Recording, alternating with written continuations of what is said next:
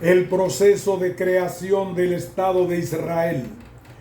Origen político de un conflicto sin fin en la región del Cercano Oriente. Un ensayo por Magister María José Brunetto. Introducción.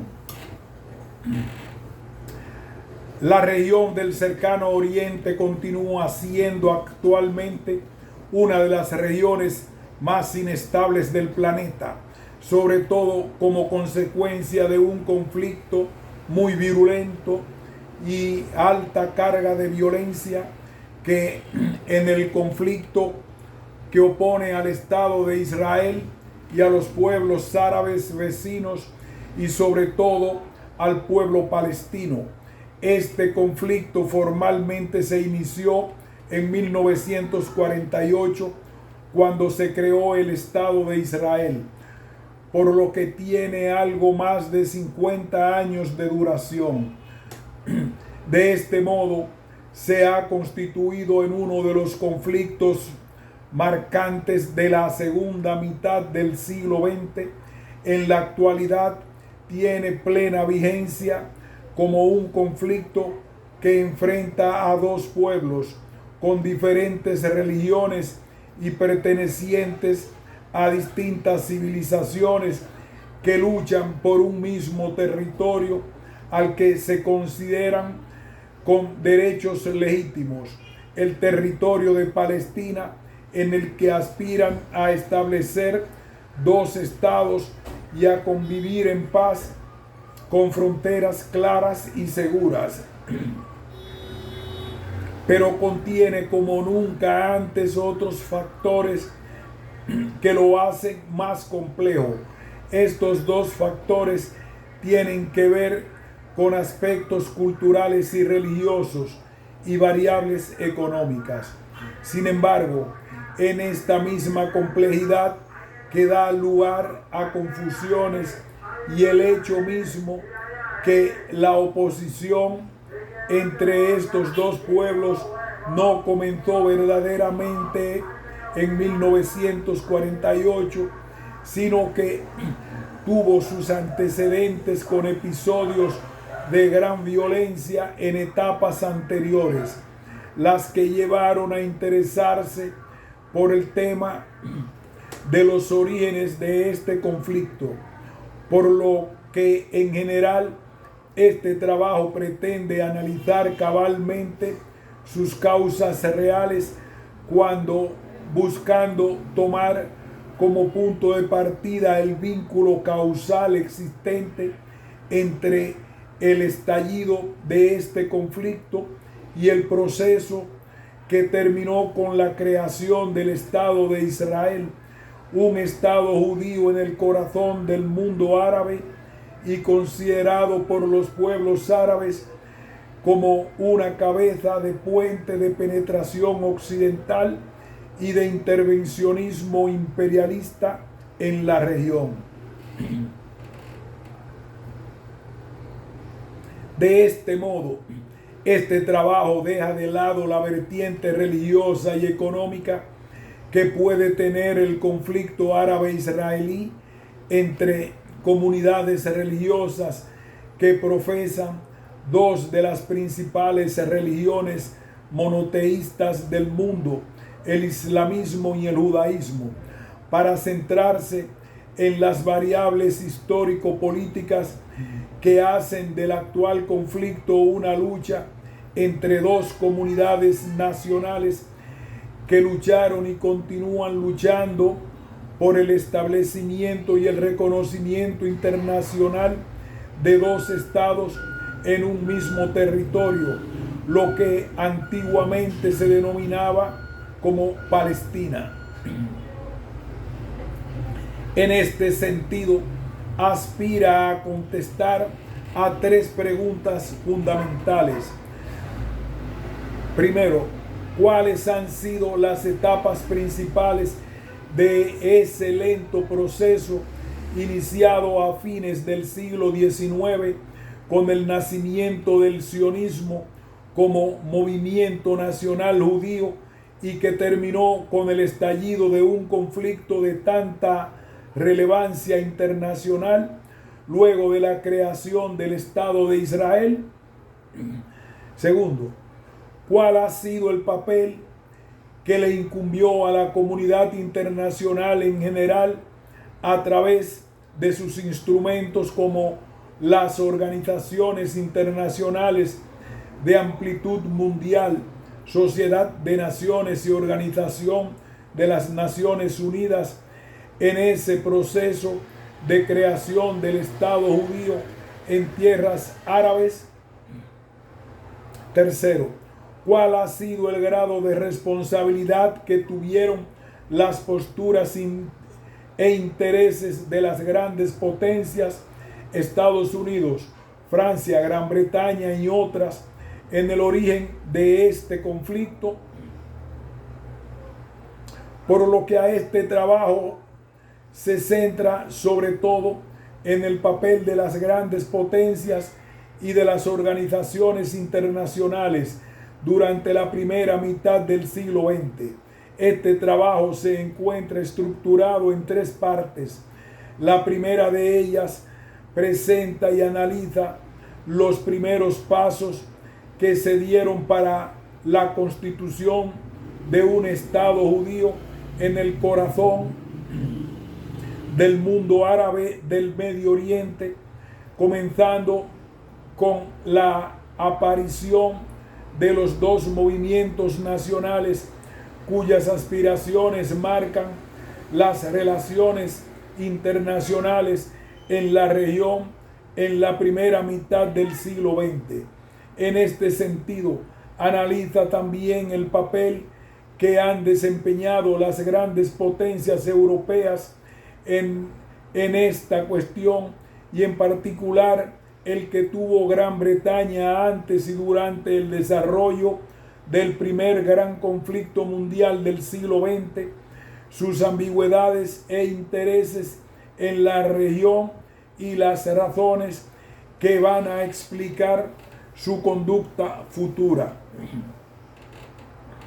En la segunda sesión se analiza sobre todo las relaciones intercomunitarias en la época del mandato británico de Palestina y entre las comunidades judías y árabes de Palestina y la potencia mandataria, así como también se estudia el papel de Gran Bretaña en el marco de sus responsabilidades como potencia mandataria designada por la Sociedad de Naciones y de sus compromisos con cada una de las dos comunidades. Por último, se examina el período del fin del mandato británico, en el cual el alto grado de violencia intercomunitaria en Palestina, los efectos políticos y psicológicos del segundo gran conflicto mundial del siglo XX y el reconocimiento británico de su fracaso como potencia mandataria llevaron a que la sucesora de la Liga de Naciones como organismo internacional encargado de velar por el mantenimiento de la paz y el orden internacional, las Naciones Unidas, tomara carta en la cuestión que ya se conocía con el nombre de cuestión palestina. Se reconoce asimismo que antes de comenzar con este análisis de los orígenes políticos del conflicto árabe-israelí, sería conveniente realizar algunas precisiones y aclaraciones sobre ciertos aspectos. En primer lugar, se ha intentado realizar un estudio objetivo, no partidario, de los orígenes de este conflicto, que por su actualidad tiene tendencia a provocar que se adopten posiciones partidistas por uno u otro lado en el conflicto. En segundo lugar, otra cuestión sobre la que se quería plantear aclaración tenía que ver con ¿Qué se entiende por Palestina? En la actualidad, con este nombre se conoce a la región situada entre el mar Mediterráneo y el río Jordán. Esta región comprende unos 27.000 kilómetros cuadrados. Históricamente, los primeros en emplear este nombre fueron los romanos, cuando gobernaron este territorio que en la época antigua tenía un tamaño mayor y estaba habitada por cananeos, fenicios, antiguos israelitas y macabeos. En la época de la dominación romana, este territorio estaba dividido en 3 provincias administrativamente. De esta época data la expulsión de los judíos de su tierra prometida por Yahvé. A lo largo de la historia, esta región atravesó por distintas dominaciones bizantinas, siglo III al VII, árabe, siglos VIII al XIII y otomana, siglos XIV a 1918. La tercera aclaración que se quiere hacer tiene que ver, es lo mismo emplear los términos judíos, israelitas e israelíes. No, el término israelita se refiere a los habitantes de la región que profesaban el judaísmo en la época antigua, antes de su expulsión por los romanos. Es decir, este término se utiliza para hablar de los judíos de la época de la Biblia. El término judío se refiere a todo aquel que profesa el judaísmo en cualquier época de la historia. Ahora bien, no todos los judíos eran sionistas y aspiraban a retornar a Sión. Y el término israelí se reserva para los ciudadanos de Israel de religión cristiana, judía o musulmana y de lengua árabe o hebrea. Los pasos iniciales en el proceso de creación de un Estado judío en Palestina. La aparición del movimiento nacionalista judío, el sionismo. A fines del siglo pasado surgió en Europa un movimiento nacional judío cuyo objetivo era crear en Palestina, entonces provincia otomana, un Estado judío como forma de reparar las diferencias de situaciones entre las poblaciones judías de Europa occidental y de Europa oriental, dado el proceso histórico diferente en ambas partes del continente europeo. Esto significaba permitir a la diáspora judía volver a la tierra de sus ancestros, la llamada tierra prometida. Como corriente nacionalista decimonónica, este movimiento tiene como idea central el derecho de cada comunidad nacional a obtener una soberanía completa sobre su territorio nacional. Como corriente mística, este movimiento es mucho más antiguo y tiene sus raíces en el judaísmo y la conciencia colectiva del pueblo judío. Desde la destrucción del templo de Salomón, la idea de volver a Sión, a Palestina, estuvo siempre presente en el alma del pueblo judío. El ideólogo de este movimiento fue Theodor Herzl, quien en 1897 creó la Organización Sionista Mundial. El objetivo inicial de esta institución era instalar en Palestina colonias judías con autorización del sultán turco siguiendo el modelo de las compañías inglesas de colonización. Junto a la misma se instauraron otras 3 organizaciones: The Society of Jews, que fijó las bases políticas y culturales del Estado; The Jewish Colonial Trust, que aportó los medios financieros para el desarrollo de la colonización judía de Palestina; y el Fondo Nacional Judío, que tuvo por objeto la compra, el desarrollo y la reforestación de tierras en Palestina que se convirtieron en propiedad inalienable de los judíos. A fin de obtener esta autorización, se iniciaron negociaciones con las distintas potencias europeas, el Imperio Alemán, el Imperio Británico y con el sultán turco. Si bien estos contactos fracasaron, permitieron un acercamiento entre los líderes sionistas y los representantes del gobierno británico, que fue muy útil a la hora de obtener que las aspiraciones sionistas tuvieran reconocimiento internacional formal.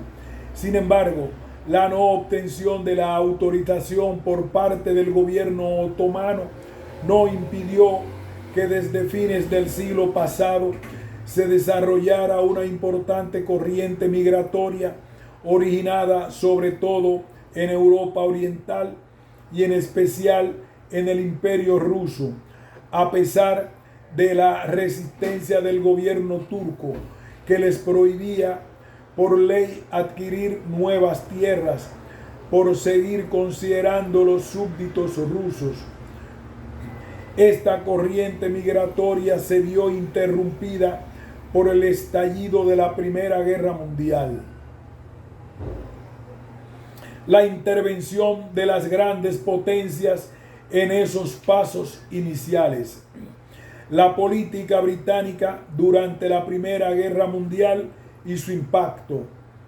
Durante la Primera Guerra Mundial, Gran Bretaña consideraba a Palestina una región muy importante para la seguridad y desarrollo de la India y para el control del Canal de Suez. Esto explica que esta gran potencia emprendiera 3 tipos de negociaciones paralelas.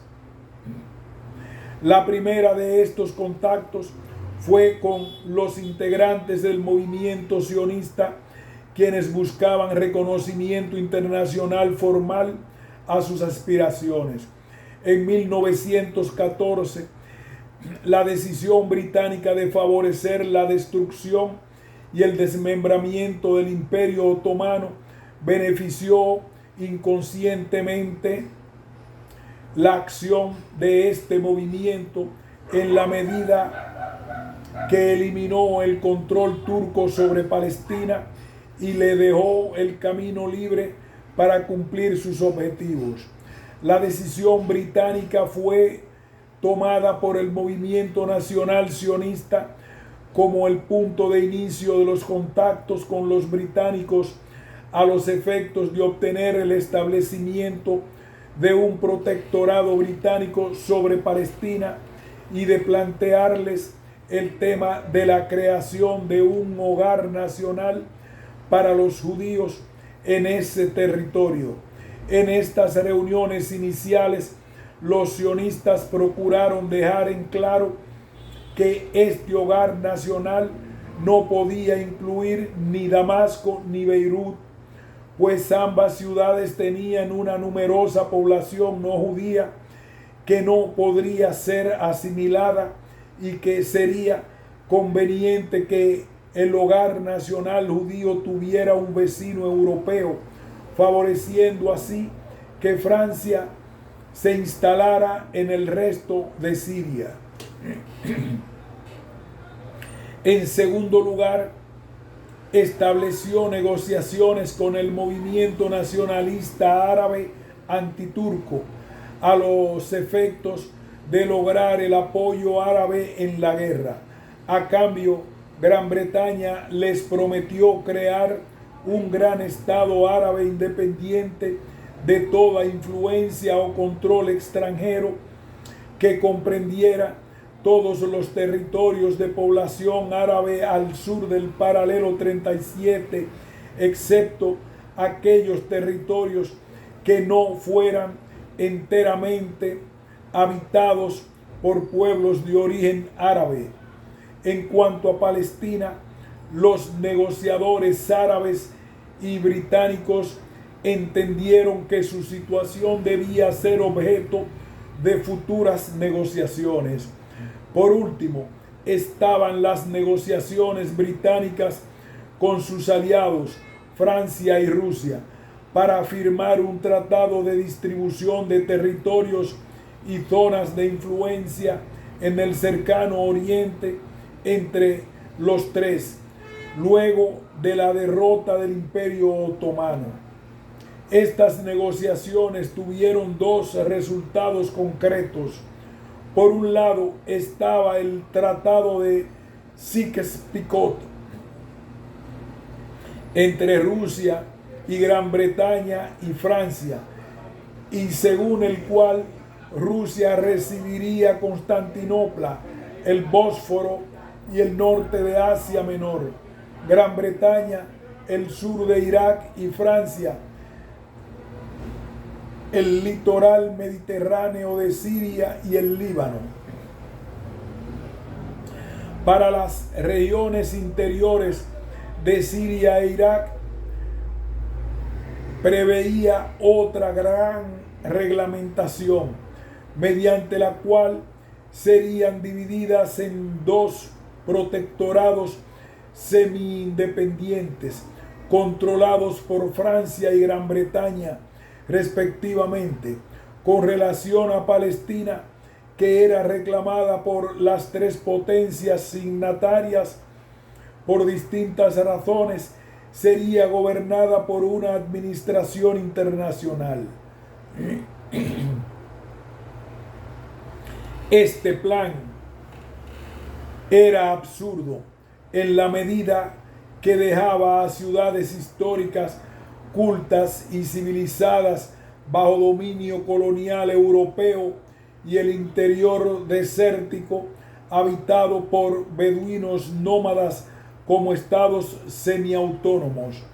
Por otra parte, este acuerdo era compatible con las promesas británicas hechas a Hussein, jerife del Hejaz, región interior de la península arábiga, y al movimiento nacional árabe, en la medida en que en ninguna parte del mismo se establecía que la independencia de estos territorios, por lo que provocó las infructuosas protestas árabes.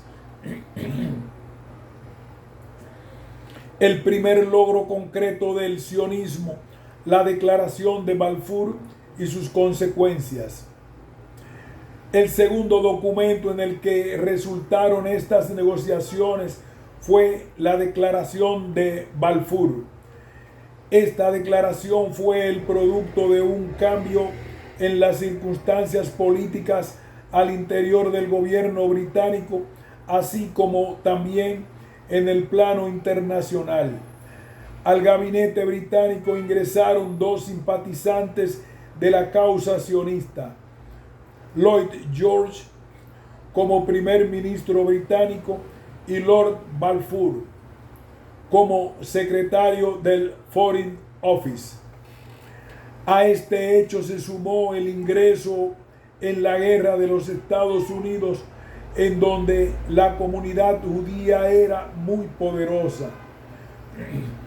Este hecho fue consecuencia de la declaración de Alemania de la guerra submarina ilimitada. Los antecedentes inmediatos de esta declaración hay que buscarlos en dos proyectos presentados por los representantes de la organización sionista en Londres. El primero de ellos, presentado a fines de enero de 1917, tiene la forma de un memorando que se llamó Esquema de Programa para el Reasentamiento Judío en Palestina, y cuyo principal punto consistía en que en Palestina la población judía actual o futura debía ser reconocida como una nación con todos los derechos civiles, nacionales y políticos, así como también el de comprar tierra e inmigrar. Y el segundo de estos proyectos fue presentado en julio de 1917 en forma de una carta dirigida a Lord Rothschild, líder de la comunidad judeo-británica. En él se reconocía a Palestina como el hogar nacional del pueblo judío y se preveía el establecimiento de una corporación nacional judía de colonización para el reasentamiento y desarrollo económico de Palestina. La declaración de Balfour aparece como una respuesta a la propuesta contenida en el segundo documento sionista, puesto que en ella se declaraba que, primero, el gobierno de Su Majestad ve con beneplácito el establecimiento de un hogar nacional para el pueblo judío en Palestina. Segundo, el gobierno de Su Majestad hará cuanto esté en su poder para facilitar el logro de ese objetivo, siempre que no se perjudiquen los derechos civiles y religiosos de las comunidades no judías de Palestina, ni los derechos políticos que tengan los judíos en otros países. Con esta declaración, según Mallinson, el gobierno británico buscó dos objetivos políticos. En primer lugar, ganar la guerra, para lo cual necesitaba tener el mayor apoyo posible, y en segundo lugar, mejorar al máximo su posición de poder para el arreglo de la paz. Pero con ella el gobierno británico nunca pretendió crear en Palestina un Estado judío. Por su parte, el movimiento sionista obtuvo el respaldo de Europe para sus ambiciones nacionalistas, pero las mismas estaban limitadas por dos factores objetivos, que eran que el número de judíos en Palestina, que representaba una pequeña fracción de la población total de este territorio, y que los sionistas no podían esperar del gobierno británico nada que no estuviera de acuerdo con los intereses imperiales, reales o supuestos. Además, existían otros obstáculos a la idea de la presencia judía en Palestina bajo protección británica. Por un lado, estaba el hecho de que Palestina no era un territorio deshabitado, y la introducción de un cambio en la situación de este territorio podía provocar la oposición de la población autóctona de origen árabe, puesto que aspiraba a que Palestina se convirtiera en parte del Estado árabe independiente. Por otro lado, estaba la oposición que existía en la propia población judía residente en la región, que veía en los objetivos sionistas una invitación para que los enemigos de los judíos levantaran sus críticas sobre la lealtad dividida de los judíos. En definitiva, para los sionistas, La declaración de Balfour abría las puertas de Palestina a la migración de judíos en gran escala, la compra masiva de tierras en Palestina a la población árabe por parte de las organizaciones sionistas. Suponía además el reconocimiento de crear en Palestina un estado de judíos. Sin embargo, esta declaración no estaba de acuerdo con el espíritu de las promesas de independencia hechas a los árabes tanto antes como después de su publicación.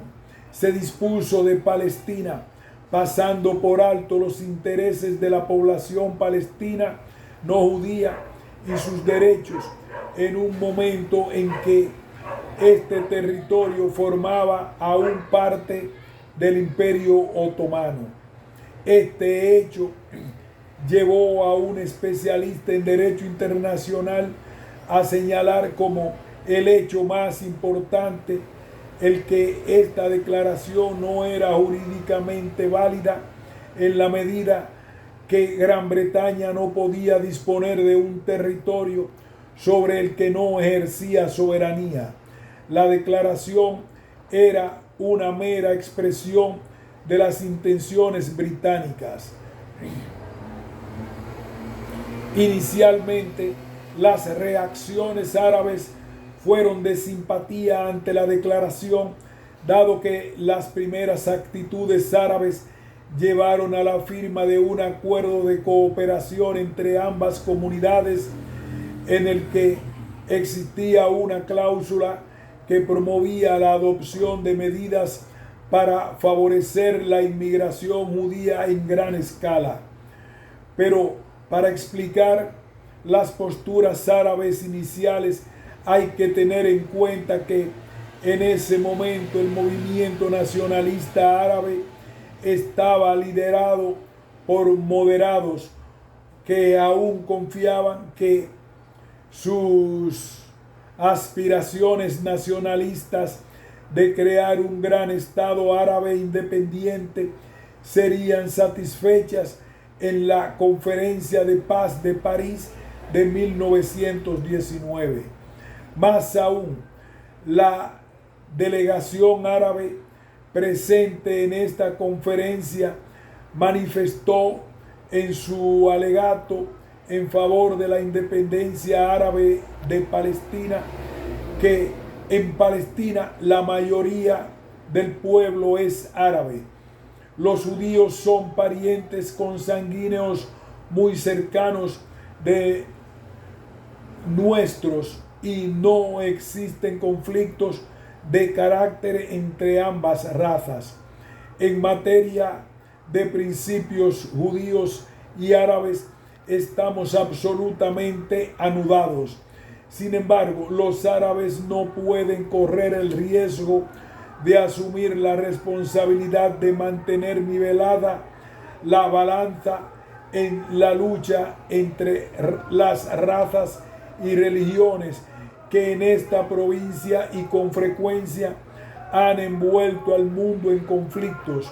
Los árabes desean la presencia eficaz de un gran administrador fiduciario hasta que una administración local representativa se afiance.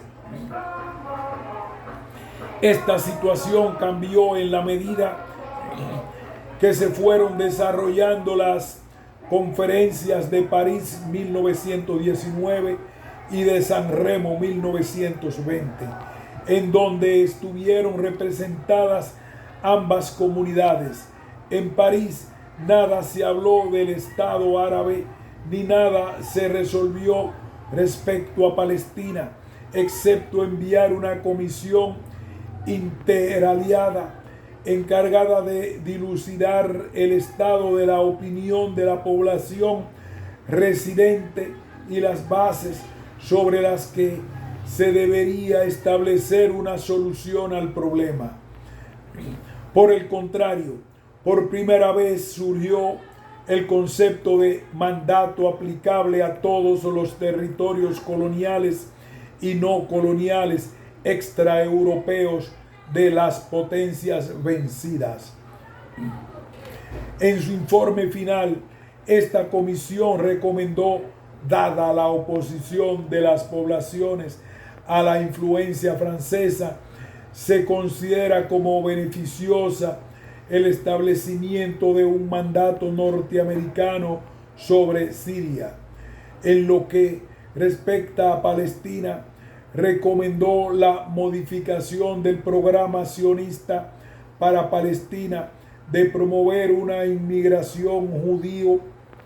El argumento que manejó fue que 9/10 de la población no judía de Palestina estaban en contra de ese programa, por lo que someter a dicha población a la ilimitada inmigración judía y aplicar presión financiera y social para que entregase sus tierras era violar el principio de la libre determinación de los pueblos.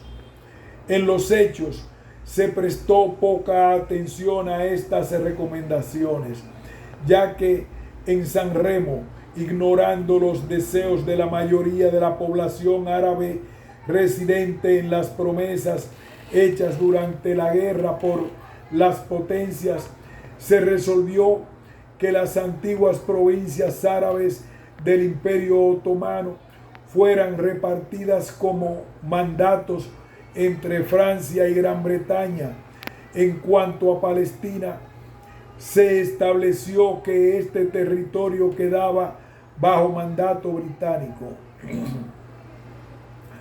Esta decisión provocó que dentro de este movimiento nacionalista árabe las posiciones extremistas se fortalecieran, reivindicando la liberación completa de Siria, su unión con Palestina y la resistencia total al hogar nacional judío se fortaleció. El camino hacia la constitución de un Estado judío en Palestina en la época del mandato británico. La implantación del mandato británico sobre Palestina. A pesar de la resistencia de ciertos sectores del gabinete británico a la incorporación del espíritu y las cláusulas de la Declaración de Balfour al texto del mandato, esta tuvo la posición destacada en dicho texto. Esto resultó particularmente grave porque fue percibido por los líderes nacionalistas palestinos como un indicador de que Gran Bretaña, como potencia mandataria, estaba asumiendo dos compromisos incompatibles. Por un lado, el de asegurar el establecimiento de un hogar nacional judío, y por otro, el de garantizar los derechos civiles y religiosos de todos los habitantes de Palestina. Además, los sectores extremistas de este movimiento nacional palestino acusaron a las aspiraciones sionistas de ser la causa de que sus propias aspiraciones no hubiesen sido satisfechas ni siquiera reconocidas por las grandes potencias de la época. Este mandato era de tipo A, como todos los que se aplicaron a los territorios otomanos. Sin embargo, tuvo ciertas características que lo distinguieron de los demás. En primer lugar, se puede señalar la ausencia de estipulación expresa respecto a una eventual independencia de Palestina. Esto no quiere decir que este mandato pudiera servir de base a la anexión. Por el contrario, de todos los territorios bajo mandato, no había ninguno en el que el estatuto de potencia mandataria estuviera más claramente definido. En segundo lugar, el mandato sobre Palestina contenía disposiciones sobre la protección de los lugares sagrados para el judaísmo, el cristianismo y el islamismo, ubicados en el corazón del territorio palestino. Artículos 13 y 14. En tercer lugar, estaban las disposiciones del establecimiento en Palestina de un hogar nacional para los judíos, de acuerdo a lo establecido en la Declaración de Balfour. Sin embargo, no disponía la creación de órgano alguno encargado de defender los intereses del pueblo árabe palestino. Por lo que cabe preguntarse, ¿cuál era la validez real del mandato? En opinión de H. Catan, el mandato era inválido por tres razones. La primera de ellas consistía en que, al aprobar la Declaración de Balfour y aceptar el establecimiento de un hogar nacional judío, se estaba violando la soberanía del pueblo árabe palestino y sus derechos naturales a la independencia y libre determinación, puesto que Palestina era el hogar del pueblo palestino desde tiempos inmemoriales, por lo que la Sociedad de Naciones no tenía facultades para disponer de ella ni para conceder a extranjeros derechos políticos ni territorios en la región. De este modo, como en el preámbulo del mandato se establecía el reconocimiento de algún tipo de derecho de los judíos extranjeros sobre Palestina, el propio mandato era considerado como nulo. En segundo lugar, violaba además el espíritu de la letra del artículo 22 del Pacto de la Sociedad de Naciones, en donde se establecía que el sistema de mandatos había sido creado como el mejor medio para lograr el objetivo de asegurar el bienestar y desarrollo de los pueblos de los territorios bajo tutela. Sin embargo, en el caso de Palestina, el mandato fue previsto para establecer un hogar nacional para un pueblo extranjero no originario de allí, violando los derechos y deseos de sus habitantes. En este sentido, este mandato equivalía a una deformación del sistema de mandatos. La existencia de la potencia mandataria en general se había previsto para suministrar consejos y auxilios temporales a los pueblos. Sin embargo, en el caso palestino, es dudoso que el pueblo palestino tuviera la necesidad de consejos o auxilios administrativos, dado que en muchos sentidos su nivel cultural era equivalente al existente en muchos de los miembros de la Liga de las Naciones. Además, los que elaboraron dicho mandato confirieron a la potencia mandatario. Además, los que elaboraron dicho mandato confirieron a la potencia mandatario plenos poderes en materia de legislación y administración para establecer por la fuerza en un hogar nacional judío en Palestina. Por último, al aprobar y aplicar la Declaración de Balfour, se estaba violando las promesas de Gran Bretaña y las demás potencias aliadas habían hecho a los pueblos árabes durante la Primera Guerra Mundial.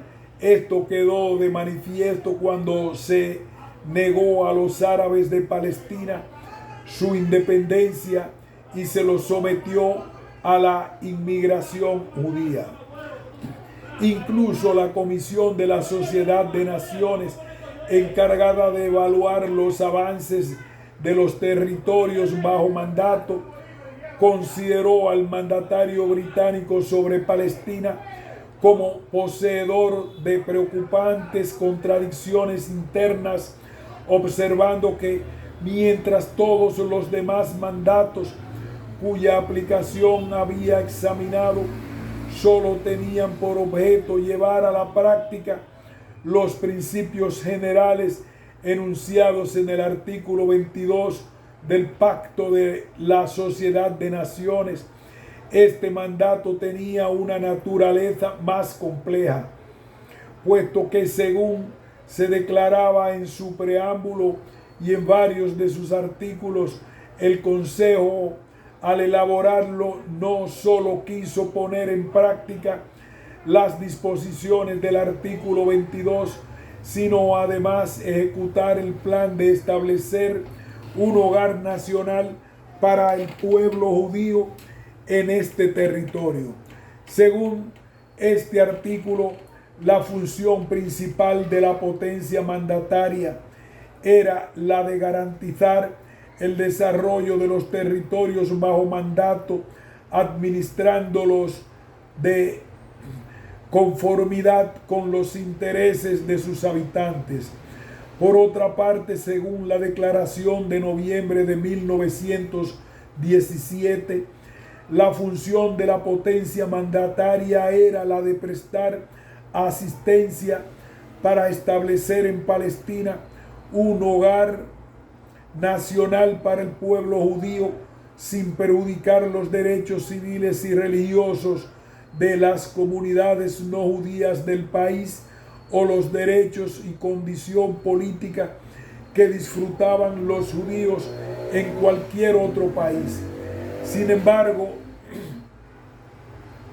en lo que respecta a los dos compromisos que habían asumido la potencia mandataria, la comisión no los juzgaba irreconciliables.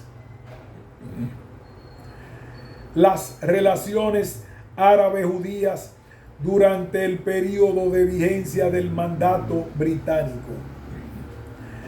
Desde 1920, a lo largo de todo el periodo de entreguerras, se dieron frecuentes choques entre las dos comunidades en Palestina que progresivamente fueron graves en la medida que se dirigían también contra la potencia mandataria, porque existen varias razones. Primero, los compromisos contradictorios en apariencia. Segundo, la indecisión de los británicos para conceder la autonomía a Palestina, mientras que a otros territorios habitados por árabes con menor nivel cultural y económico, los británicos ya les habían concedido su autonomía, caso este de Jordania. Tercero, la impaciencia de los sionistas por lograr sus objetivos sin respetar los intereses y sentimientos de la mayoría de la población árabe. Cuarto, la falta de madurez política del propio movimiento nacionalista árabe de Palestina, integrado por grandes terratenientes, líderes religiosos y profesionales prósperos, que reivindicaba la abolición total del hogar nacional judío y de la declaración de Balfour y la independencia total de Palestina. Quinto, el temor creciente de la población árabe a la inmigración judía ilimitada, que en el momento de la independencia de Palestina, ya que ésta podría hacer que la población árabe dejase de mayoritaria en el territorio palestino.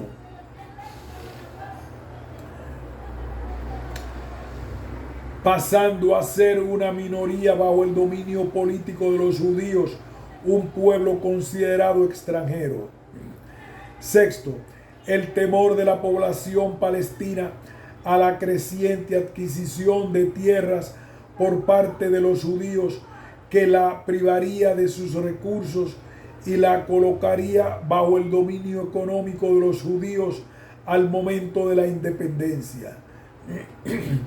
En 1937 se produjo una verdadera rebelión árabe contra la autoridad mandataria, luego de la cual la potencia mandataria reconoció por primera vez la incompatibilidad de los compromisos asumidos y la impracticabilidad del mandato tal como había sido concebido.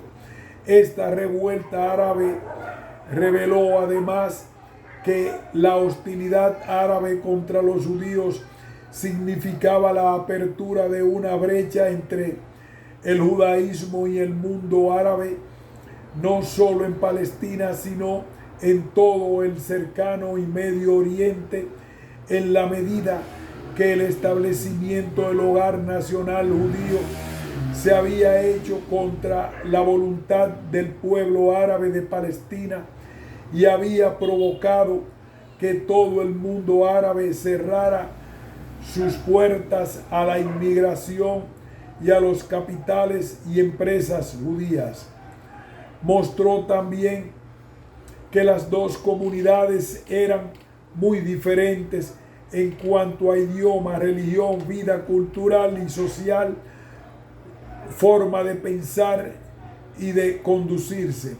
Los árabes eran predominantemente asiáticos y los judíos europeos. Y esta brecha era el resultado del choque de un nacionalismo insurgente, el árabe, fuertemente antagónico con las aspiraciones sionistas de crear en Palestina su hogar nacional.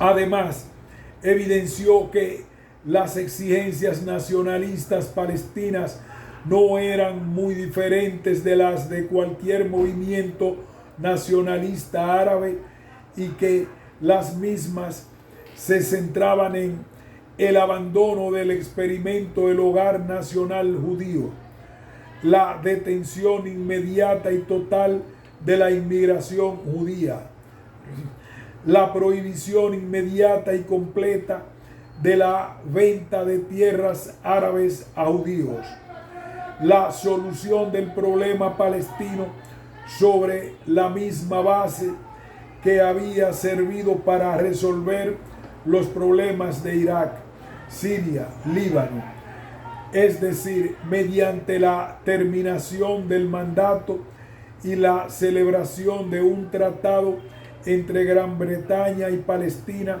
en virtud del cual se estableciera un gobierno constitucional, nacional e independiente. Por lo que, en definitiva, luego de los sucesos de 1937, la potencia mandataria terminó hablando por primera vez la idea de partición. Por lo que, en definitiva, luego de los sucesos de 1937, la potencia mandataria terminó hablando por primera vez la idea de partición del país como forma de solucionar el problema y lograr que ambas comunidades obtuvieran algo de sus exigencias fundamentales: gobierno autónomo y control de su destino político, en la medida que reconocía que tanto judíos como los árabes poseían derechos en el país. Con esta partición, los árabes de Palestina iban a obtener su independencia nacional, así como verse libres de un eventual dominio judío, y podrían así cooperar en igualdad de condiciones con los demás pueblos árabes, y la comunidad judía vería asegurado su hogar nacional, convirtiéndolo en un estado judío, y se libraría de cualquier posibilidad futura de estar sujeta al régimen árabe. La publicación de las conclusiones británicas no solo provocó disturbios en Palestina, sino además la reacción contraria del resto de los pueblos árabes, quienes, reunidos en el primer Congreso Panárabe en Siria, proclamaron: primero, Palestina es un territorio árabe y su conservación como tal es un deber de todo árabe. 2. Todas las ofertas de paz de la potencia mandataria serán rechazadas si incluyen alguna consideración en favor de las demandas políticas y raciales de los judíos. Los judíos deben vivir en Palestina como una minoría, con los mismos derechos de que toda minoría posee en cualquier parte. 3. Se rechaza el informe sobre Palestina, en especial en lo que se refiere a la partición. 4. La cuestión palestina puede resolverse solo si los pasos siguientes son dados: el retiro de la declaración de Balfour, la abolición del mandato, la firma de un tratado creando un estado árabe siguiendo el ejemplo de Irak,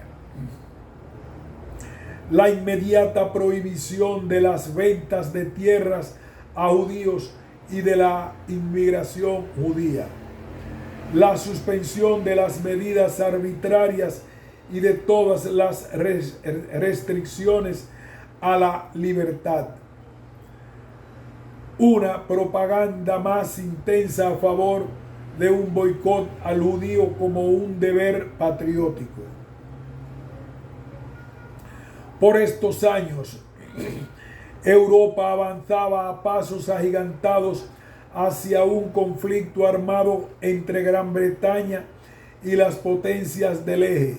Esto hizo que para Gran Bretaña fuera una cuestión vital apaciguar la hostilidad de los árabes de Palestina y acercarse a la población palestina de origen árabe para evitar que los países árabes vecinos y especialmente Egipto chocaran con los intereses británicos en la región, el canal de Suez y el petróleo, y que se acercaran a las potencias del eje.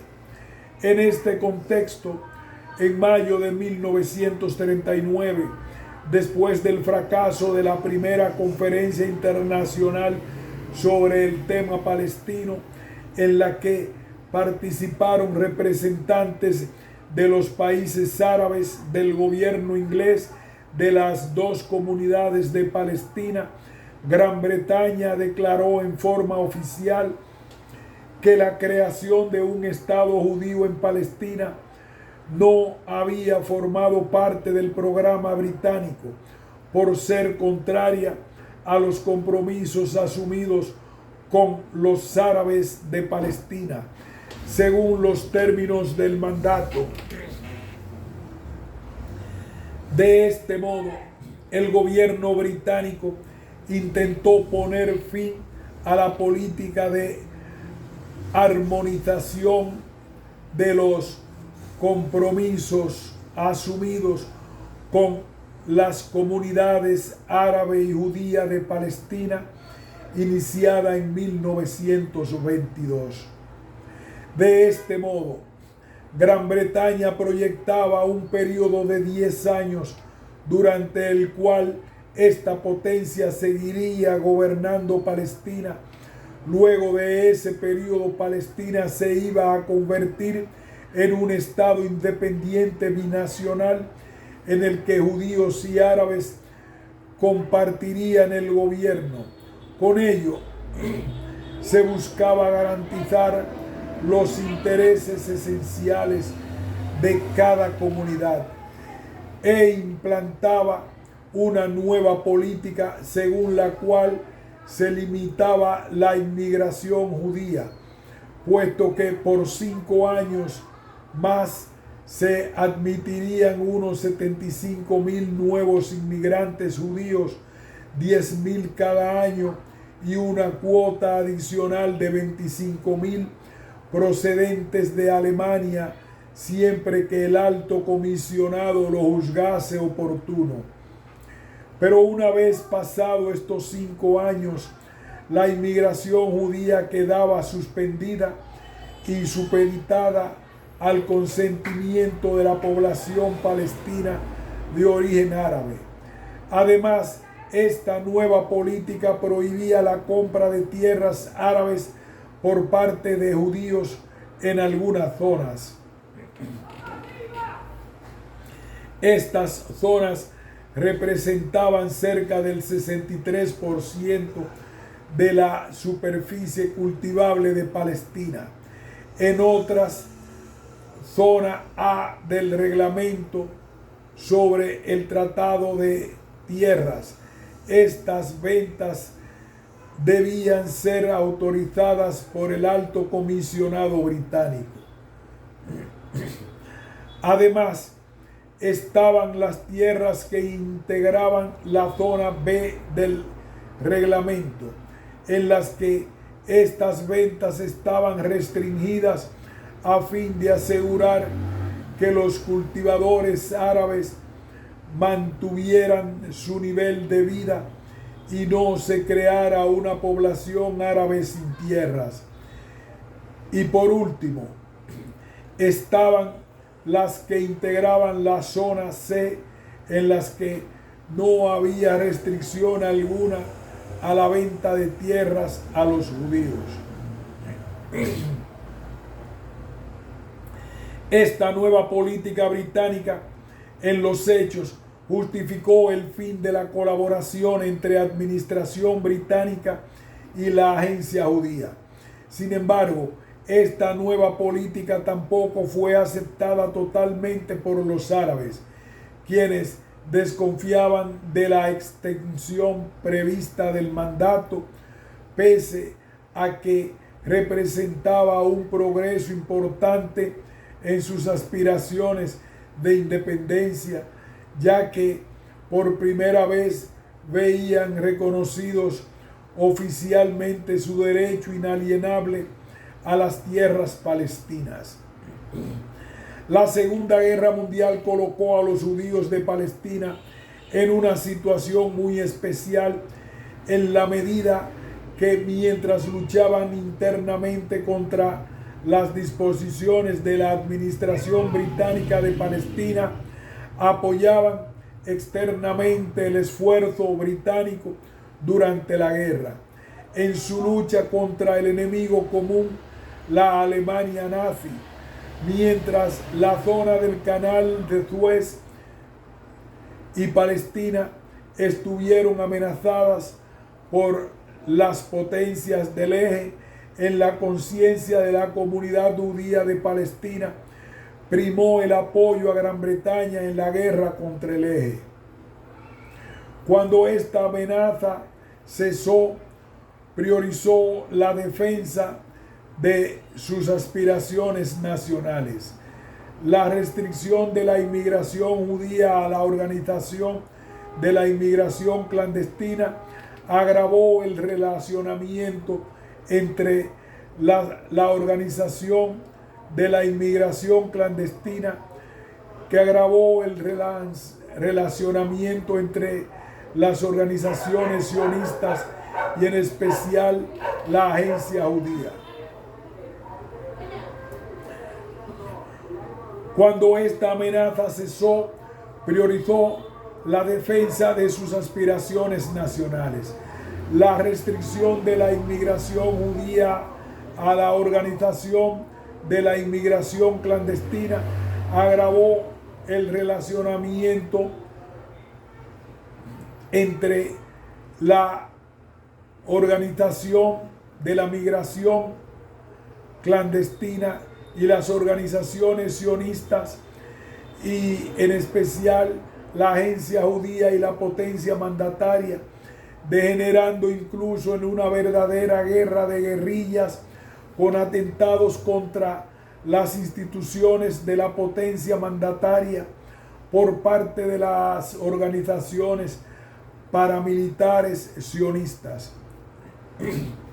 Este deterioro de las relaciones anglo-judías llevó a que distintas organizaciones sionistas buscaran atraer el apoyo estadounidense para su causa nacionalista.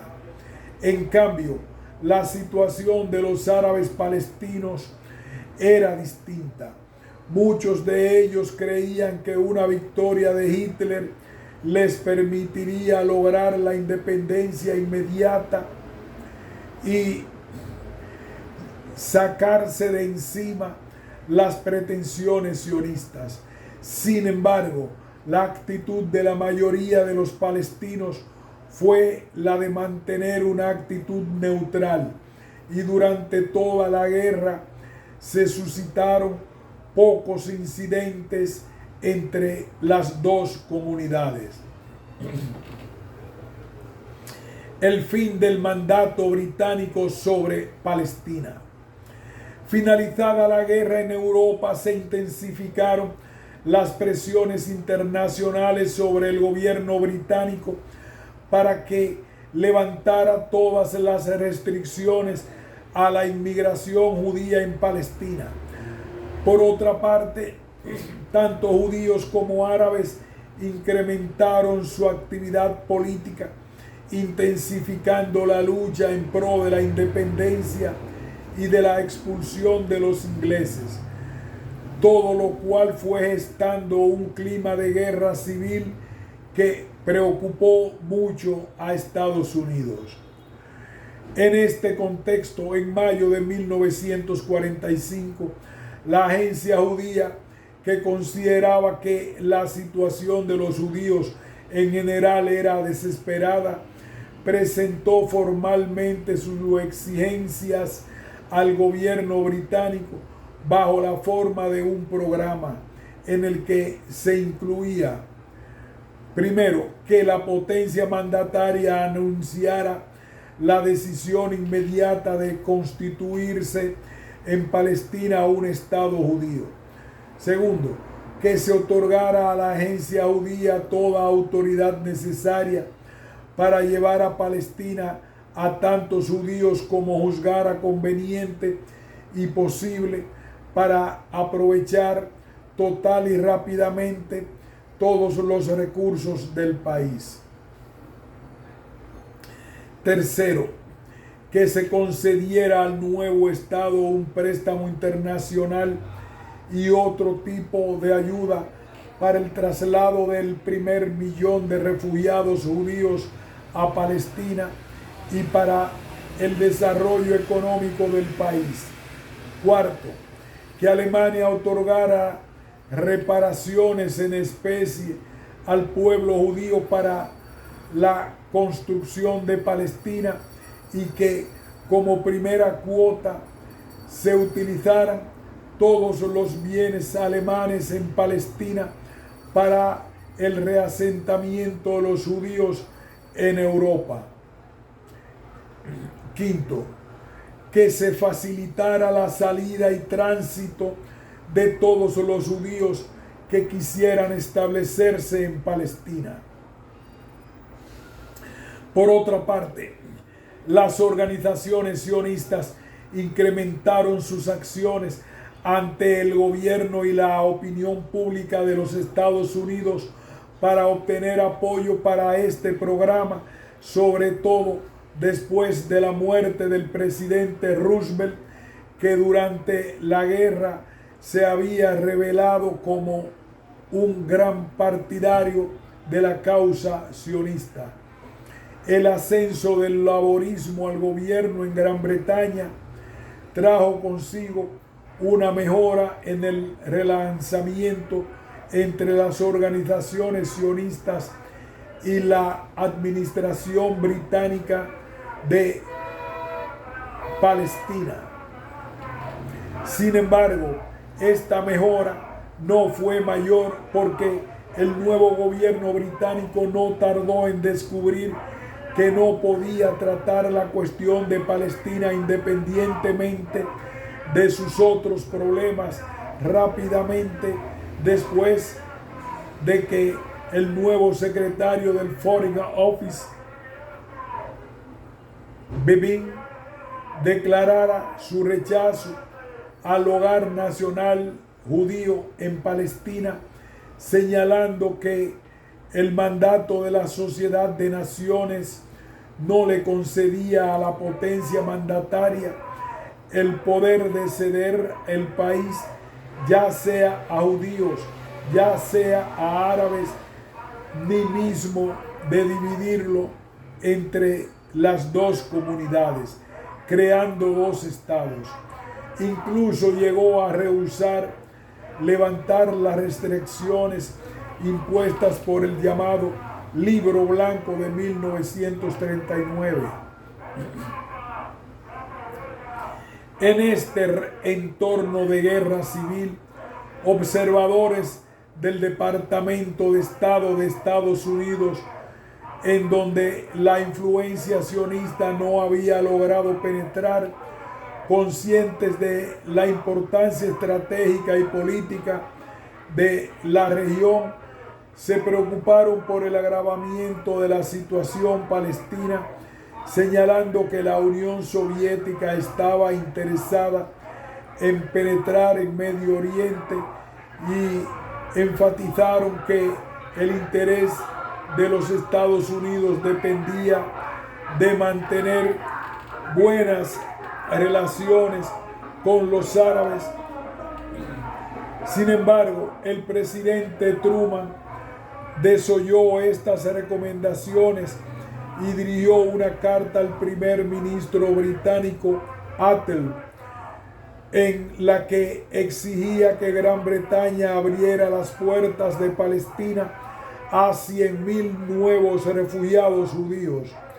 Esta exigencia resulta un tanto paradójica por cuanto los Estados Unidos impidieron la entrada masiva de refugiados judíos, aun cuando el territorio estadounidense sí podía admitir un ingreso ilimitado, prefiriendo presionar a los británicos, sin importarles las dificultades que la potencia mandataria enfrentaba en Palestina, ni las reclamaciones de la población árabe del país.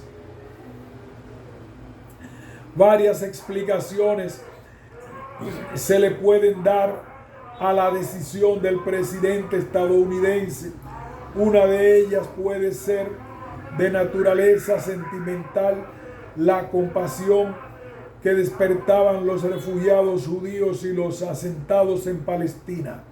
Otra, mucho más calculada, sabía que la decisión como la que había tomado iba a depender el que pudieran asegurarse el voto judío en estados como New York, Pensilvania, Illinois, en las elecciones presidenciales siguientes.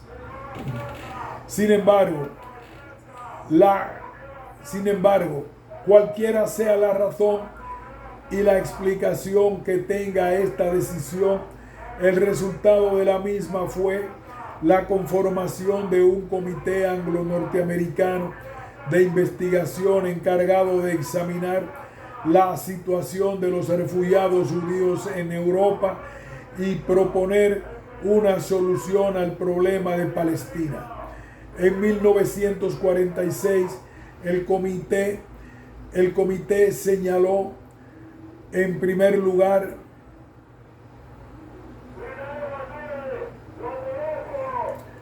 ya existía un Estado judío no territorial con sus propios órganos ejecutivos y legislativos, que no habían dejado de cooperar con la administración mandataria en el mantenimiento del orden interno en Palestina, y recomendó en primera instancia que la potencia mandataria abriera las puertas a Palestina para la entrada de 100,000 refugiados judíos y que eliminara todas las restricciones establecidas a la compra de tierras por parte de organizaciones judías.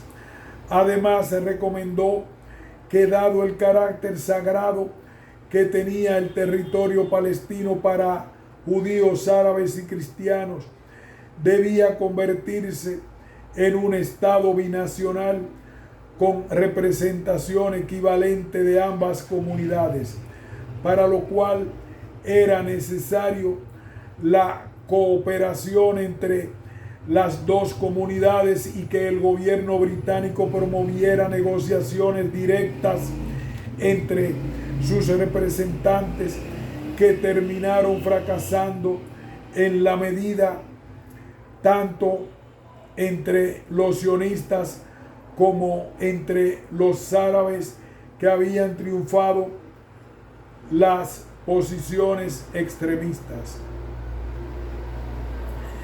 Mientras esto no ocurriera, señaló, lo más conveniente para la situación era que el territorio palestino debía permanecer bajo el fideicomiso de las Naciones Unidas. En primera instancia, tanto los estados árabes como la potencia mandataria y los habitantes de Palestina, árabes y judíos, rechazaron estas recomendaciones. Tras el fracaso de este comité, especialistas estadounidenses, británicos, representantes de la comunidad judía de Palestina y de los estados árabes de la Liga Árabe, se reunieron en Londres en una conferencia.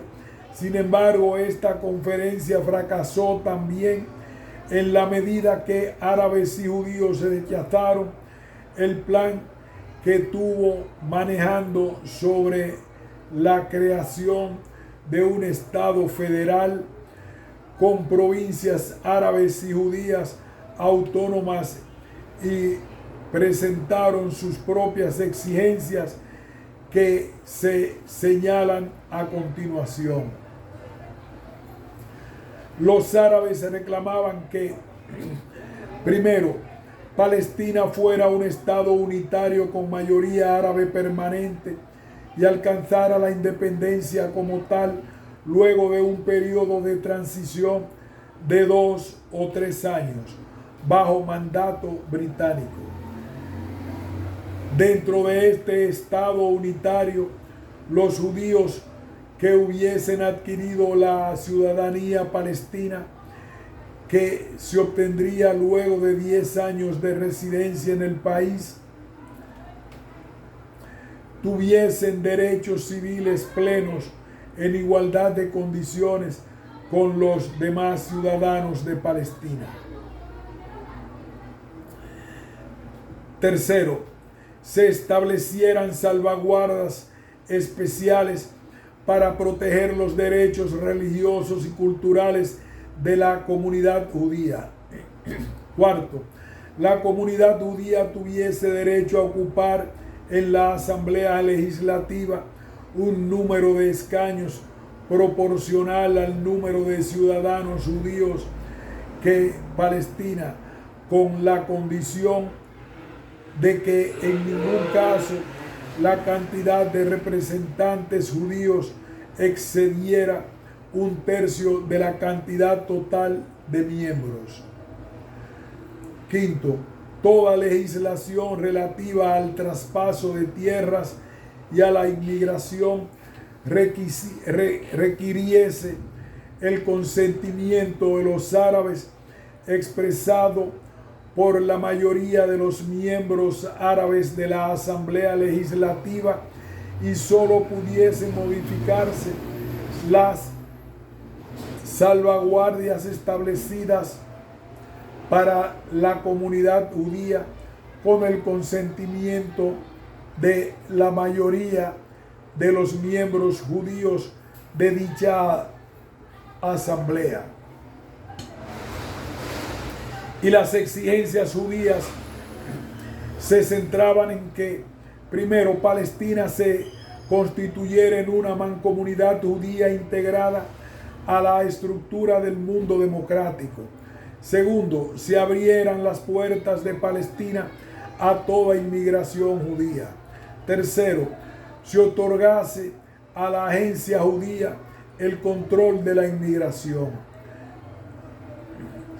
Como consecuencia del fracaso de esta conferencia, el gobierno británico presentó una última propuesta conciliatoria según la cual Palestina debía permanecer como fideicomiso bajo tutela británica por otros 5 años. Inmediatamente después se formaría un estado unificado dividido en cantones. Durante los 2 primeros años de tutela serían admitidos 100,000 inmigrantes judíos, pero de ahí en adelante la población árabe de Palestina debía decidir sobre la continuación de la migración. Pero este intento británico de conciliación también fracasó. De este modo, presionado por todos lados, sionistas árabes, el gobierno estadounidense y toda la opinión mundial, el gobierno británico acabó por capitular. En febrero de 1947 reconoció el fracaso total de su misión como mandataria en lo que respecta a mantener la paz y el orden del país y promover el desarrollo libre y progresivo, y resolvió que fuesen las Naciones Unidas las que debían entender en el tema palestino. En abril de 1947 solicitó que la cuestión palestina fuera incluida en la agenda de la Asamblea General a ser convocada en forma extraordinaria.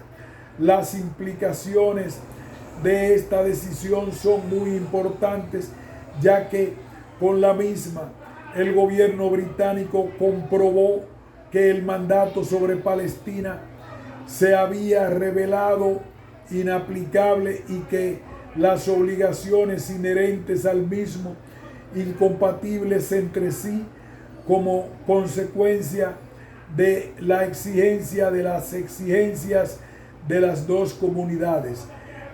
Además, supuso también la entrega del país a una verdadera guerra civil, ya que Gran Bretaña comprendió que las Naciones Unidas iban a tener menos oportunidades para imponer sus decisiones. Desde el punto de vista árabe, significó que después de haber creado el problema en 1917 con su declaración en favor del establecimiento de un hogar nacional judío allí donde no había ninguno, después de haber llenado el país de inmigrantes judíos hasta el punto que dicha comunidad fuera lo suficientemente fuerte para despojar a los habitantes legítimos del país, el gobierno británico pretendía lavarse las manos. La intervención de las Naciones Unidas.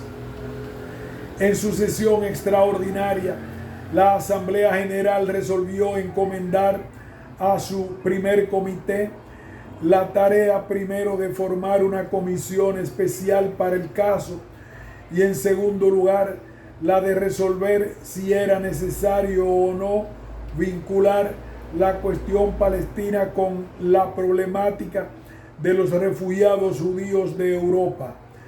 Después de escuchar los argumentos y reclamaciones de los representantes de las dos comunidades residentes en Palestina, este comité resolvió crear una comisión especial de Naciones Unidas integrada por 10 estados ajenos a la región y considerados neutrales, que tuvo a su cargo el preparar un informe para la Asamblea General y someter todas las propuestas que consideren adecuadas para la solución del problema de Palestina. Con relación al segundo punto de su agenda, el primer comité resolvió, evitando hacer mención al tema de los refugiados judíos de Europa, autorizar a esta comisión especial a preparar un informe para la Asamblea General y a someter todas las propuestas que considerase adecuadas para la solución del problema de Palestina. En esta ocasión, como en muchas otras posteriores, las delegaciones árabes protestaron enérgicamente, puesto que en el mandato de la comisión especial no se hacía referencia alguna al reconocimiento de los derechos de los árabes palestinos a un Estado palestino independiente, ni a la terminación del mandato.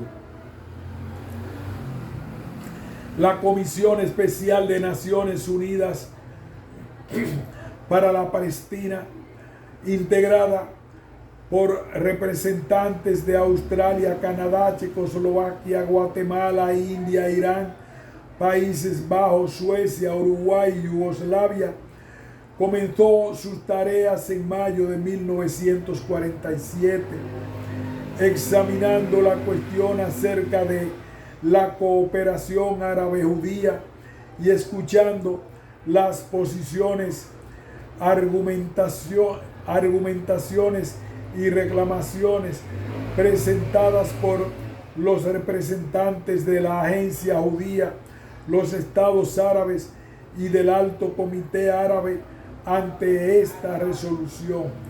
El organismo que representaba a los intereses árabes decidió no cooperar con las tareas de la Comisión Especial por entender que, primero, las Naciones Unidas se habían negado a seguir el procedimiento normal, la de no incluir el tema en la terminación del mandato y de sesiones y en las atribuciones de la comisión en cuestión.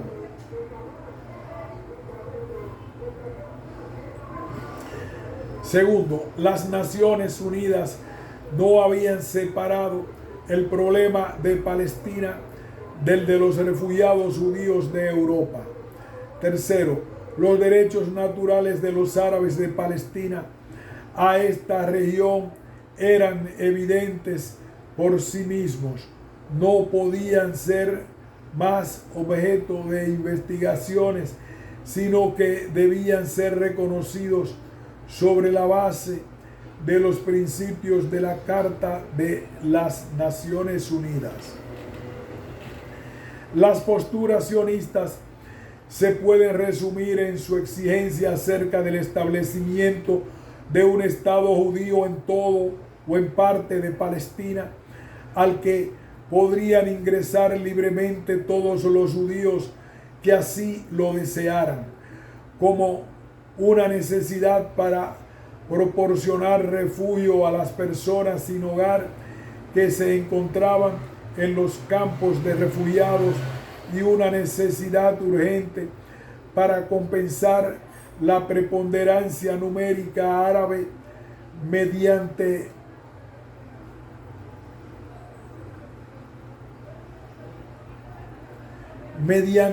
la inmigración judía.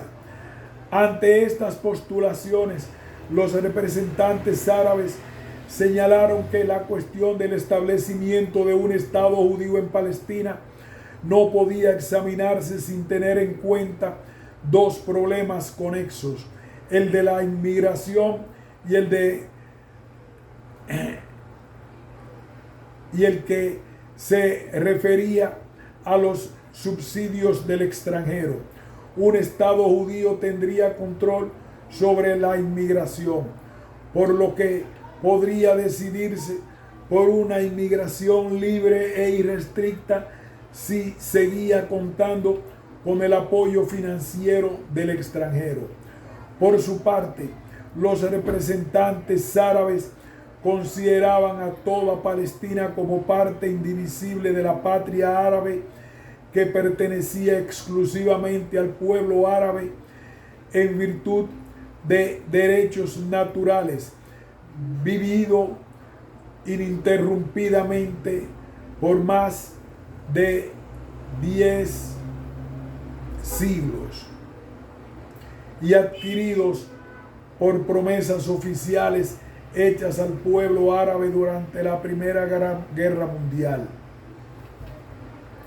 Y entendieron que Gran Bretaña, como potencia mandataria, tenía la obligación contractual de aceptar y defender estos derechos, lo que no había hecho en ningún momento. Por este motivo, los árabes reclamaron que Palestina y Transjordania fuesen independientes totalmente y formasen un gobierno constitucional nacional. Señaló que en el Estado árabe de Palestina, los judíos oriundos de Palestina serían tratados como connacionales, con deberes y derechos iguales a los de los musulmanes y cristianos nacidos en este suelo, y los extranjeros, judíos o no, serían tratados como huéspedes del pueblo palestino y protegidos por este como cualquier extranjero en toda nación civilizada. El 31 de agosto la comisión concluyó sus investigaciones y presentó ante la Asamblea General un informe donde estuvieron señaladas las tesis sionistas y árabes. Solo hubo acuerdo unánime en cuanto a la terminación del mandato, el principio de la independencia y a la función de las Naciones Unidas en el proceso. La comisión recomendó en el mandato sobre Palestina terminara en fecha más cercana posible, concediéndose la independencia al territorio. Estableció que existiría un periodo de transición durante el cual la autoridad encargada de administrar Palestina y de prepararla para su independencia sería responsable ante las Naciones Unidas. Recomendó a la Asamblea General que emprendiera inmediatamente y con extrema urgencia negociaciones para celebrar un acuerdo internacional sobre refugiados. En cuanto a la situación de Palestina, una vez independiente, no hubo acuerdo. La mayoría de sus miembros presentaron un proyecto que recomendó la participación del país en dos estados separados e independientes desde el punto de vista político, pero conformando una unión económica. La minoría, conformada por los delegados de India, Irán y Yugoslavia, recomendó el establecimiento de una Palestina independiente como Estado federal, con Jerusalén como capital. El plan de la mayoría estipulaba que luego de un periodo de transición de 2 años a contar a partir del 1 de septiembre de 1947, Palestina quedaría dividida en la ciudad de Jerusalén y dos estados independientes, uno árabe y otro judío, solo se les concedería la independencia a petición de parte y después de haber elaborado una constitución, firmando una declaración ante las Naciones Unidas, con ciertas garantías, y suscrito un tratado que estableciera la Unión Económica de Palestina e instituyera un sistema de colaboración entre ambos estados y la ciudad de Jerusalén para crear estos dos estados, Palestina dividida como un tablero de ajedrez en 7 cuadrados, 3 de los cuales formaban el estado judío y otros 3 en estado árabe, y el séptimo Jerusalén, que era una isla sujeta a un régimen internacional de administración fiduciaria a cargo de las Naciones Unidas y sin control sobre el sistema de ferrocarriles y de carreteras de acceso, ni sobre el suministro de agua que pasaba por territorio árabe. Jaffa quedaba bajo control árabe a pesar de estar en territorio judío. El Estado judío contaba con una población total de 905,000 habitantes, distribuidos en un 55% de origen judío, 498,000, y en un 45% de origen árabe, 407,000. En cambio, el Estado árabe era más homogéneo, con 735,000 habitantes, un 97% de los cuales eran de origen árabe. El Estado judío, los judíos poseían menos del 10% de las tierras. Antes de que se reuniera la Asamblea General, el Comité Político de la Liga Árabe y el Alto Comité Árabe se declararon contrarios a este plan por considerarlo una excesiva injusticia para Palestina, una flagrante violación de los derechos naturales de la población mayoritaria en su propio país como consecuencia de la influencia sionista. En cambio, la organización sionista se declaró partidaria del mismo, aceptándolo como el mínimo indispensable, aunque reclamó que no se le concedía al Estado judío territorio suficiente. La propuesta minoritaria estableció que después de un periodo de transición que no excediera los 3 años, se concedería su independencia a Palestina bajo la forma de un Estado federal que comprendiera un territorio árabe y otro judío. Durante el periodo de transición, la población de Palestina elegiría una asamblea constituyente que redactara una constitución inmediatamente después de que la autoridad administradora certificara que la existencia de esta constitución se declararía la independencia.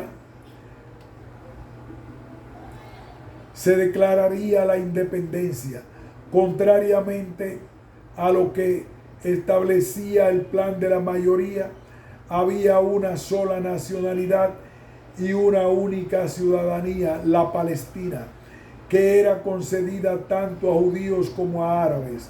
Jerusalén era la capital del nuevo Estado, pero para fines de la administración local tenía 2 municipalidades separadas, una árabe y otra judía. Estableció además que durante el periodo de transición se permitiría la integración judía en cantidades que no superaran la capacidad de absorción del territorio judío, evaluada según los criterios de una comisión internacional de 3 miembros nombrados por los árabes, por los judíos y otros 3 por los órganos competentes de las Naciones Unidas, y teniendo en cuenta los derechos de sus habitantes y su crecimiento natural. Tanto árabes como sionistas calificaron a la propuesta de la minoría de inaceptable. El Alto Comité Árabe de Palestina expresó su incomprensión ante el hecho de que el derecho del pueblo de Palestina a este territorio tuviera que ser constantemente investigado, y sostuvo que la solución del problema palestino estaba en la propia Carta de las Naciones Unidas, en virtud de la cual la mayoría árabe de la población de este territorio tenía derecho a un Estado libre e independiente respecto a la forma en la que éste se concedería, a las modalidades que tendría. Los representantes árabes estimaron que era una cuestión que los legítimos dueños del país debían decidir. Una vez reconocido el derecho palestino a la independencia, las Naciones Unidas carecían de competencia jurídica alguna para elegir o imponer la estructura constitucional del nuevo Estado, en la medida que era una violación al principio de no intervención en los asuntos internos de un Estado independiente. Por su parte, los sionistas de la agencia judía lo rechazaron porque se negaron a aceptar que se utilizara el nombre de Estado solo para designar los cantones o provincias semiautónomos que integraban el sector judío. En vez de un Estado federal, se trataba de un Estado árabe con 2 enclaves judíos. Además, los judíos quedaban reducidos permanentemente a la condición de minoría, sin poder controlar la política fiscal del nuevo Estado. En septiembre de 1947, los proyectos pasaron a la consideración de la Asamblea General, que se constituyó en comisión ad hoc con el objeto de examinarlos.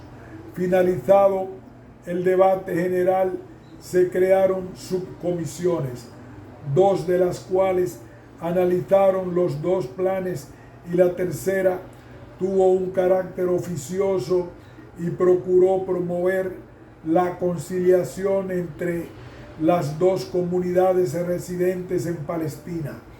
La primera subcomisión estuvo formada por los representantes de Canadá, Checoslovaquia, Estados Unidos, Hungría, Polonia y Sudáfrica, Unión Soviética y Venezuela, en tanto que la segunda lo estuvo por Afganistán, Arabia Saudita, Colombia, Irak, Líbano, Pakistán, Siria y Yemen. La primera subcomisión, tras discutir sobre la fecha de la independencia y la forma y alcance de la fiscalización de las Naciones Unidas en el periodo de transición, aprobó modificaciones al plan de la mayoría a fin de ajustarlo a ciertas exigencias británicas. Se redujo el periodo de transición a 2 meses. Gran Bretaña se retiraría de Palestina en agosto de 1948, pero continuaría gobernándola sin que le incumbiera la responsabilidad de aplicar decisión alguna de las Naciones Unidas, y con plenas facultades discrecionales en lo referente al alcance de su cooperación con la organización internacional hasta que la Asamblea General designara una comisión de 5 miembros dependiente del Consejo de Seguridad para que administrara este territorio durante el periodo de transición. A partir de octubre de 1948, ambos estados accederían a la independencia. Segundo, el desierto de Negev, con su acceso al Golfo de Aqaba, sería dividido entre 2 estados, contradiciendo el deseo sionista de que todo este desierto estuviera bajo su control. Aquí hacemos una pausa y continuaremos con el párrafo. El 24 de noviembre, las 2 subcomisiones presentaron sus informes ante la comisión ad hoc.